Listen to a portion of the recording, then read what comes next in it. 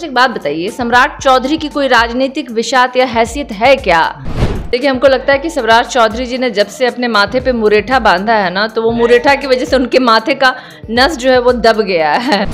भाजपा अपने लिए पहले आत्ममंथन कर ले कि भारतीय जनता पार्टी का अस्तित्व क्या है और क्या रह गया है और क्या उन्होंने देश को दिया है।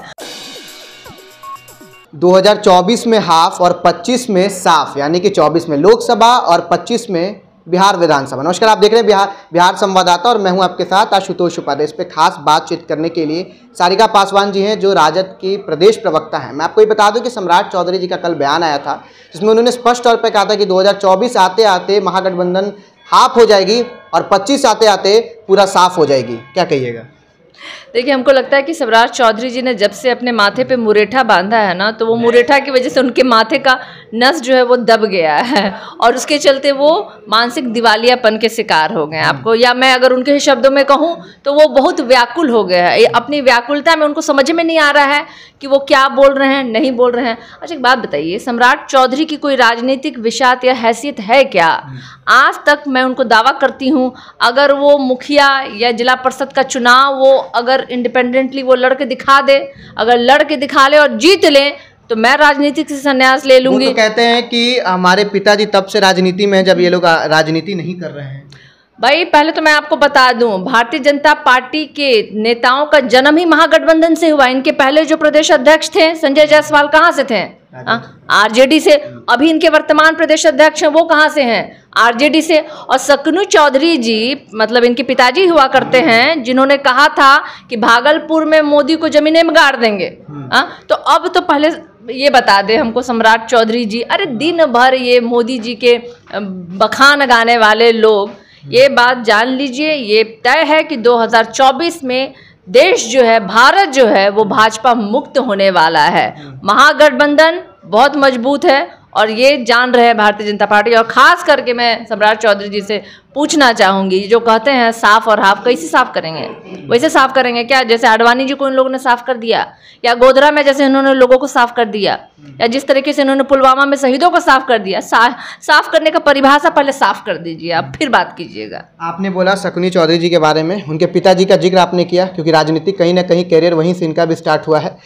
1975 25 जून को जब इमरजेंसी लगा था, उस समय जेपी आंदोलन फिर हुआ। उस समय के शिष्य हुआ करते थे लालू प्रसाद यादव जी, जिनका अभी राजद है, नीतीश कुमार, रविशंकर प्रसाद, तमाम बड़े लीडर जो बिहार के और उत्तर प्रदेश के, मुलायम सिंह। लेकिन आज वो कांग्रेस को मिटाने के लिए उस समय इंदिरा गांधी की सत्ता को उखाड़ फेंकने के लिए आए थे। लेकिन कैसी विडंबना है, कैसी परिस्थिति है कि आज कांग्रेस के नीचे ही और कांग्रेस के साथ मिलकर आप काम कर रही हैं। देखिए, मैं तो कहूँगी कि ये लोग जो है ना, ये लोग समाजवादी विचारधारा से कहीं से भी ये लोग उसमें विश्वास करने वाले लोग नहीं है। नहीं, मैं बता रही हूँ आपको, ये लोग जो खुद को समाजवादी कहते थे और जिन्होंने एक समय में लड़ाई लड़ने का, नहीं, एक्चुअली उन्होंने स्वार्थ की लड़ाई लड़ी। स्वार्थ जब इनका जिधर साधा हुआ दिखा, उस ओर इन्होंने रास्ता अपना इख्तियार करे। तो ऐसे लोगों का कोई, जो कहते हैं, विचारधारा या कोई नैतिकता नहीं होती है।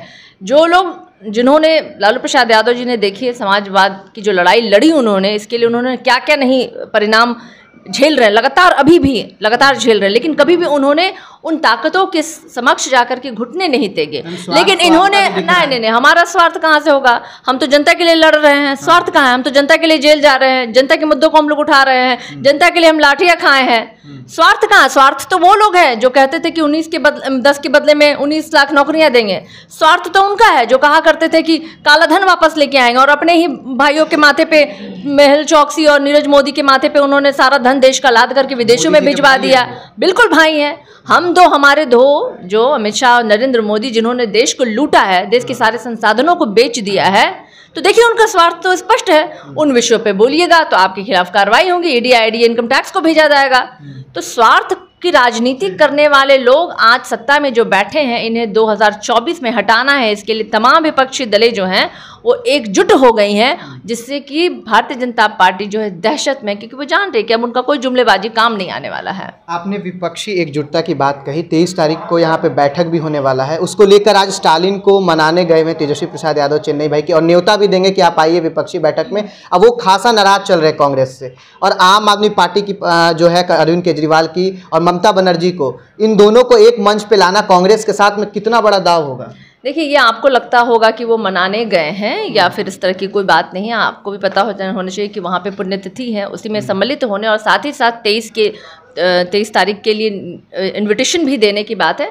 और मैं एक बात और आपको स्पष्ट कर दूं, तमाम विपक्षी दलें जो आज एकजुट हैं और एक साथ खड़ी हैं, उनका एक उद्देश्य है, भारत को भाजपा मुक्त बनाना है, 2024 में इनको सत्ता से हटाना है। और जब ये मुद्दा आता है तो तमाम दलें एक दूसरे के साथ खड़ी हैं।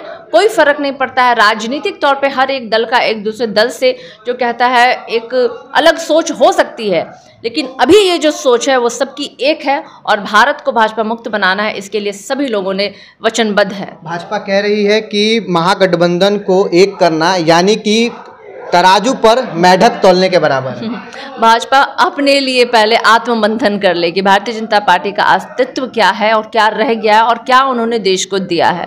तो मुझे लगता है कि एक बार गिरेबान में झांक के भारतीय जनता पार्टी देख ले, क्योंकि इस बार तो इनका सुनने बटा सन्नाटा ही है। अंतिम प्रश्न, 40 मिनट इंतजार करना पड़ा। पहले तेजस्वी प्रसाद यादव जी जा रहे थे और नीतीश जी साथ में जा रहे थे, अब संजय झा भी साथ में गए और 40 मिनट एयरपोर्ट पर इंतजार करना पड़ा। फिर ऐसी खबरें आई कि नीतीश जी की अचानक तबीयत बिगड़ गई और इसके कारण वो नहीं जा पाएंगे। देखिए, 40 मिनट और 40 घंटे इंतजार करने का ये कोई प्रश्न नहीं बनता। बहुत सारी टेक्निकल बातें होती हैं कि जब आप विमान पकड़ने जाइए या ट्रेन पकड़ने जाइए तो इस तरह की बातें हो जाती है।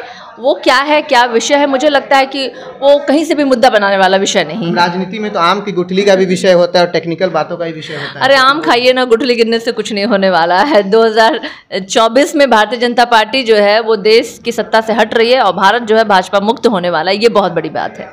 भारत जो है वो भाजपा मुक्त होने वाला है और 2024 में सत्ता से हट रही है भाजपा, ये सारिका पासवान जो हैं वो कहते हुए नजर आ रही हैं। राजद की प्रवक्ता भी हैं। आपकी क्या राय है कमेंट बॉक्स में जरूर बताइएगा। कैमरा अभिषेक के साथ मैं आशुतोष, पटना।